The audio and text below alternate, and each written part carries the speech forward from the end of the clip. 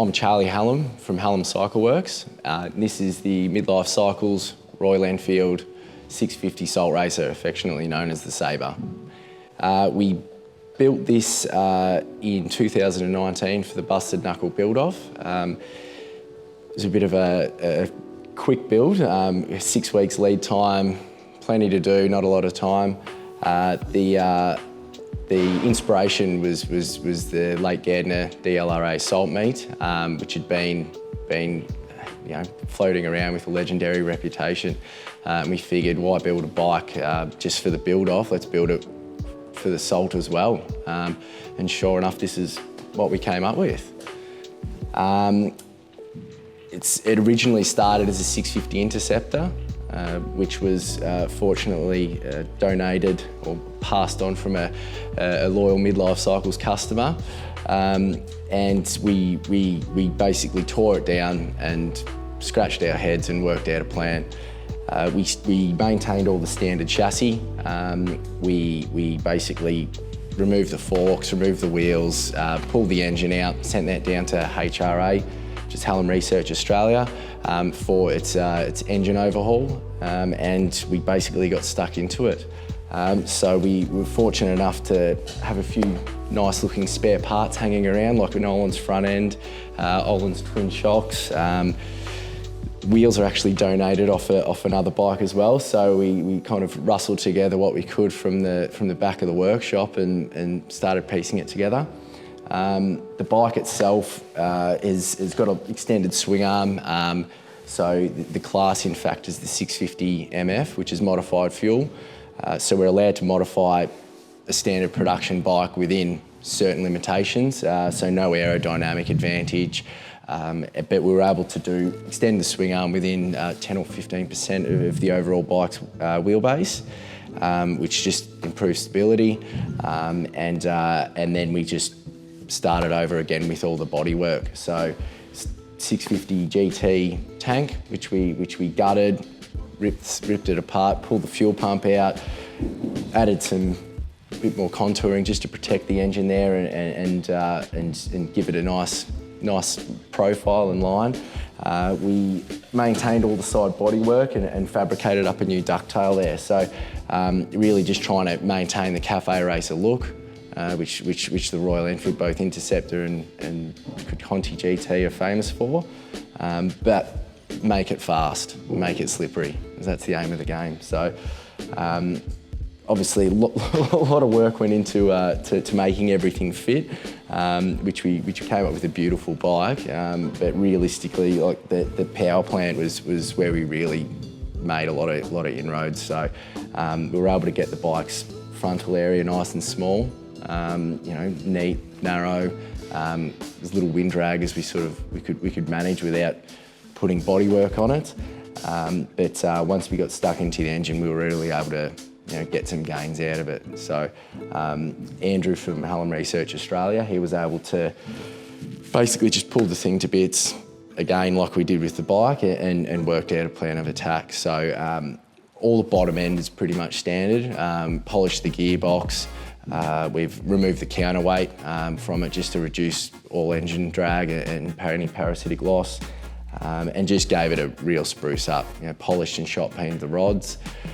We actually modified some pistons to run high comp pistons, still at 650cc capacity, and then got stuck into the cylinder head, where most of the love and attention was put. So, and we figured, to 650cc, it's what it is. It's LAMS approved, so let's keep it. Let's maintain its integrity, and let's see how fast we can make a LAMS approved bike go.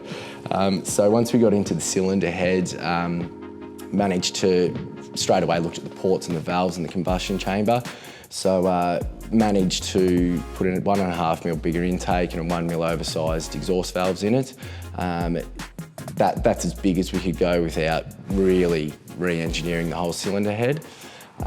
Then from there, just reshape the combustion chamber to complement the new piston crown and really improve that combustion efficiency and get the thing really going hard. So then from there, just a full port rework. So basically took as much material as we could out, and also match the throttle body to suit. So we didn't go any bigger in the throttle body in the butterfly size. We were limited to that by the casting and the throttle body.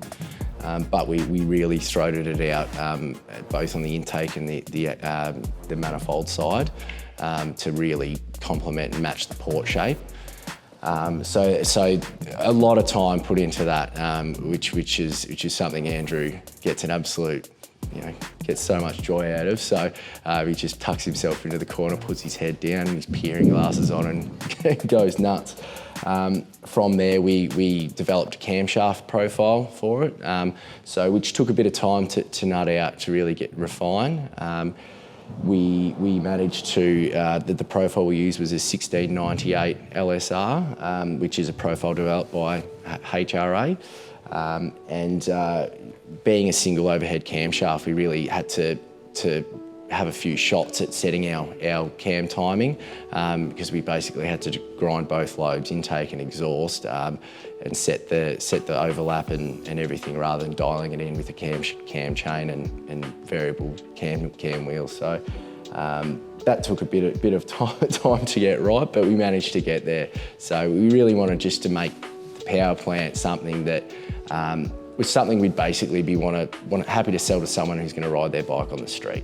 We could have gone stupid with it, but we decided, let's start there. Let's start with reliability. We're going such a long way. The last thing we want to do is have this thing let go on us before we even get started. So reliability was a major part of the whole undertaking and the whole brief that we put to ourselves. So yeah, and obviously the proof's in the pudding. We got where we wanted to. Yeah, so it was obviously a strange time for everyone. Originally, the bike build, I was an employee here at Midlife Cycles, and we went nuts. We got stuck into getting the bike build. This is for the busted knuckle build. We pulled our hair out, we late nights and all sorts of stuff. So that was the first rush. And then come into March 2020, there was obviously a lot of tension in the air, and the event was still going ahead as normal. We managed to really get the bike where we wanted to. We tuned it up. We were running a Power Commander 5 on it, so it was really good, solid tuning module. We didn't have to muck around with any other computer settings or anything like that. So we were able to get the bike where we wanted to, and we were all loaded and ready to go. And sure enough, at the last minute, the pin got pulled. So bit deflating, because there's a lot of anticipation for the event, but such is life. So we just knuckled down and did what we had to do the last 12 months, and then it was, I think it would have been mid-February this year in 2021, when we sort of came to the realisation that the event's going to happen. So basically pumped the tyres up, filled the tank full of fuel, and got stuck into it, loaded the trailer and hit the road. So it's an amazing spectacle, and there's every sense of it. Like, the event is an incredible event. The effort required, not only in the preparation and whether it's you building something from nothing, or you're just taking your motorcycle or your car that you own. It's a huge undertaking in that sense, and then to get it there, like, you're driving across the Australian outback, in the middle of nowhere, and then to see the salt flat itself, it was incredible. It's the scale of it, the landscape, the temperature, and everything else about it. The camaraderie, the people. It was an amazing experience. So yeah, it was definitely worth the wait, the blood, sweat, and tears. The first moment we got to see the salt, it was elation. It was amazing. So then we just had to remember we had to ride the things, which was a whole nother undertaking. But yeah, it was amazing. So once we made the trek, the 2-day trek to get to Lake Gairdner, that moment where if you're driving through the red outback and you first see that white salt with the the blue sky above it, it was a moment of just elation, and like it was surreal. It was actually happening, and that was probably the first time I actually realised what we were in for. So yeah, it was well and truly worth the effort to get there. So yeah, it was amazing. Riding it was obviously the next part of it, and to be honest, with the effort required to get there, driving there, setting up camp in the 35-degree heat, I kind of was a bit far from sort of the idea of riding the bike, but sure enough, anyway, on Monday morning we'd well and truly gotten settled in camp and on the salt and in pits, and we'd managed to gone over the bike. Everything was looking good. So being a rookie, I had to do my first rookie pass, which required me to basically perform a successful pass on the 4-mile course without breaking down or coming off. So that was my first challenge, and I was excited, but once I got down there, it was quickly becoming very real. You're sitting there on this little thing, and there's a NASCAR next to me, trying to warm up, and my whole helmet was just shaking. So, yeah, it was great. Like once you're down there at the start line, and like I said earlier, the camaraderie between all the participants, the officials, everyone involved, the support crews. It's not like racing where you're there to, mono.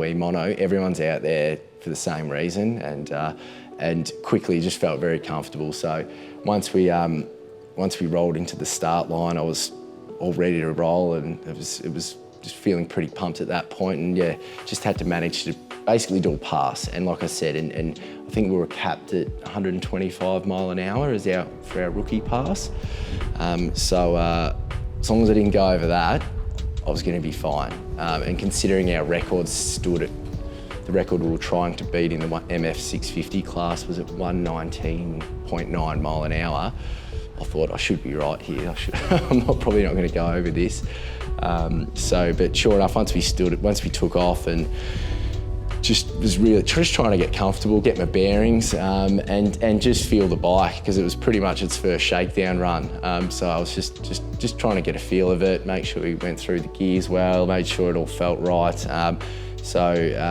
Yeah, just took off, and just straight away, quarter-mile mark passed, the half-mile mark passed, and next thing there was just these quarter-mile markers flying past me, and I was it was like I was in some sort of, like whirlwind tornado. It was all a very cool experience. But it was once we got past the 2-mile mark, I looked down at the GPS and just to see where I was at, and I was sitting at 119 mile an hour, which was the record. So I thought, we're on here. Let's just hold this. I don't need to do anything stupid, and we'll just roll through. So sure enough, made my rookie pass and blew out the cobwebs, just settled down from there, and sort of set ourselves for the rest of the week. So yeah, it was a big moment. I'm pretty sure I just remember riding back down the return road, just yelling in my helmet. There's no one for miles, but I was trying to make sure they could hear me back from pits. I was stoked. It was amazing. So yeah, it was a great first ride, really good. From there, the rest of the week, we knew we were in the hunt. We knew we were sort of in the ballpark of where we needed to be regarding the record, and the bike felt super reliable. For anyone who's ridden one, they're just smooth. They've got a beautiful note to it, particularly with these naughty exhaust pipes on them. They make a bit of a bark. So, but the bike just felt really solid, stable, good. Yeah, I couldn't complain. So basically ready to go and try and set some sort of time. So we went back to pits and decided we'd get straight back out there. So weather conditions were pretty good. I was a rookie, so I didn't really have any idea. I was just pumped to be there. So from there we went out and managed in that first run. I thought, I'll give it a bit more here, and we'll see what time we could post.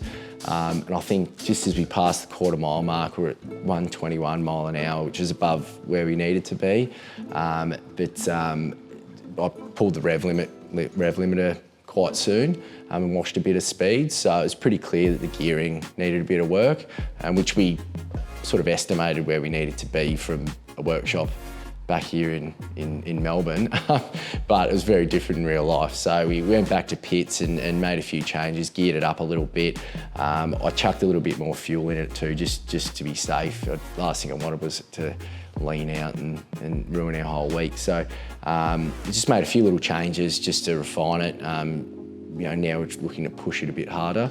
And later that day, I think we went down and went out and did my first pass. And I think the speed we passed was 123 mile an hour, so above the record. Bike went faultless, and yeah, sure enough, we're in impound, ready to consolidate our first record run. So it went really well, and then from there, later that afternoon, went back down and I think put through another pass at 123 mile an hour, which was again relatively conservative on my end. I didn't try and snap the throttle cable and wring its neck that hard. It was more about, again, just rolling, putting it through its motions, and the bike was again faultless. So we got a lot of information out of that, and basically parked it back in the shed for the night and changed some gearing and prepped ourselves for the next day. Because I was certain we were going to be able to go faster. In pending conditions, it can change very quickly. We thought we'd really like to push this as far as we can while we're here. So yeah. Then I think, what was it, day 2, we again changed some gearing and went out, and I think we improved our pass by another 3 mile an hour, I think, roughly. And I think on my second record pass on day 2, I managed to bike ticked over a 130 mile an hour mark, which was a surprise. I wasn't was trying to avoid looking at the speedo, the GPS, more about just enjoying the bike and just riding it and feeling it and not getting too twisted up on the speed. And once we got there, we were pulling revs pretty quick still. So we again made more gearing changes. Again, changed tyre pressures as well. That was a big learning experience also. The conditions of the salt. It differs every year. It was for my first experience, I thought it was perfect, but other people thought it was a bit challenging. So we mucked down with tyre pressures and whatnot, and ride heights, and changed a few things just to make my riding position a bit more comfortable. And then managed to go out and finally set our pass of 132.057 mile an hour, I think it was, in the end, which was amazing. It was an amazing effort by everyone involved. It really was, like support crew and everything, and the bike itself. The bike it surprised me at how easily it did it, how comfortable it felt. And considering it's literally a standard chassis, like we haven't even chopped the subframe off it, the rear hoop or anything off it. It is exactly the same. We've even used the pillion, the exhaust mounts as the rider foot peg brackets. So it was a credit to the bike, and the motor, the power plant too, was, like I said earlier, it was relatively conservative, and for it to do that sort of speed and that much work as well. I think we did 13 or 14 passes in 3 days, which I think might have been the second most of the whole event in that period. It was a credit to the bike. It really is an amazing piece of gear, really is. So looking forward to getting back there and really pushing it. What's next? Yeah, absolutely. So I think next year, managed to get my 125 mile an hour licence on this. Obviously managed to set the new class record. So I think from here, I think the next licensing point is 150 mile an hour licence, which I think would be a really, I don't know if we'll get to 150 mile an hour next year, but I think the licensing, you can be within 10% of the licensing speed. So I think I'd really like to set that as our challenge next year, try and get my 150 mile an hour license on this. So, and probably 140 would be the target. So we've been sitting around the boardroom at HRA pretty much since the day we got back, just you know, talking about where we can go with the engine, been talking to Mike about what we need to do regarding, you know, the bike. So yeah, just fired up for next year and the many more years to come. I think it was amazing. Fitted up the Ohlins front end and rear shock absorbers just to improve the control we had, just with contact and the bike. And obviously we're not cornering and stuff, but it was important just to stiffen the bike up and give us the right control and feel. We managed to salvage a set of alloy wheels that we've sort of machined down, taken brake mounts off and streamlined a little bit and got rid of a bit of the weight. From there, we've redone all the bodywork, made this tank out of, well, it's actually a tank shell. So it's just a standard GT 650 petrol tank with the modified fins. We actually relocated the fuel tank to underneath the seat here, which was just lowering the centre of gravity for the bike. We didn't need that fuel quantity, which the standard tank offered, but we decided to get rid of the guts out of it so we could lower it down and just get that riding position lower and sort of squat that profile a bit. From there, we maintained all the standard Interceptor side panels there, fabricated up ducktail just to sort of complement the contour of the bike and contour my riding position. Custom seat, which definitely was an important part. It's probably far more beautiful than it needs to be, considering you don't see it when I'm riding it, but being for the busted knuckle build off, the bike needed to look sharp. So we got the right Cafe Racer seat, we got NSP, Glenn from NSP panels to do the awesome paint job, which was unbelievable. From there, we extended the swing arm. It was 3.5 inches just to give us more stability. And then from there, regarding the power plant, fuel delivery and exhaust, we fabricated up a custom exhaust pipe, which was actually using the standard header pipe. We just removed the internal tubing out of it, so it's increased the diameter by about, and the volume of it by about 40% roughly.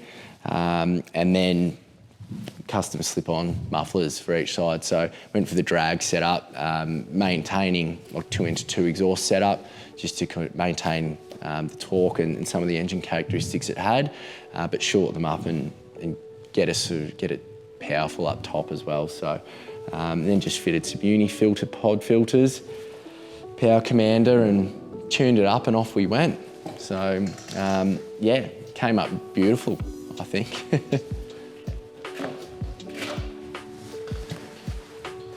So the fuel tank.